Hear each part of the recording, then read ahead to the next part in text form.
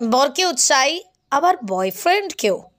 এক বাড়িতে থাকার দাবিতেই বিদ্যুতের খুঁটিতে চড়লেন গৃহবধূ। দেখুন সেই ভিডিও।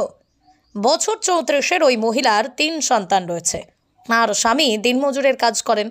স্বামী থাকা সত্ত্বেও বিবাহ বহির্ভূত একটি সম্পর্কও রয়েছে ওই মহিলার।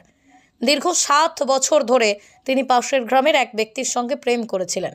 সম্প্রতি তাঁর স্বামী এই সম্পর্কের কথা জানতে পারেন। হাতে নাতে স্ত্রী ও তাঁর প্রেমিককে ধরে ফেলেন। স্বামীকে চাই, আবার প্রেমিককেও ছাড়তে পারছেন না। সমস্যা মেটাতেই একসঙ্গে এক বাড়িতেই স্বামী আর প্রেমিককে থাকার প্রস্তাব দিলেন বধূ। কিন্তু স্বামী মানতে নারাজ। রেগে অগ্নিশর্মা তিনি। বাড়ি থেকে বেরিয়ে গেলেন। স্বামীকে রাজি করাতেই শেষমেশ বিদ্যুতের খুঁটিতে চড়ে বসলেন মহিলা। তার এই কীর্তির ভিডিও ভাইরাল সোশ্যাল মিডিয়ায়। মজাদার এই ঘটনাটি ঘটেছে উত্তরপ্রদেশের গোরক্ষপুরে। পিঁপড়াইচের বাসিন্দা বছর 34-এর ওই মহিলার 3 সন্তান রয়েছে। তার স্বামী দিনমজুরের কাজ করেন। স্বামী থাকা সত্ত্বেও বিবাহ বহির্ভূত একটি সম্পর্কও রয়েছে এই মহিলার। দীর্ঘ 7 বছর ধরেই তিনি পাশের গ্রামের এক ব্যক্তির সঙ্গে প্রেম করছিলেন।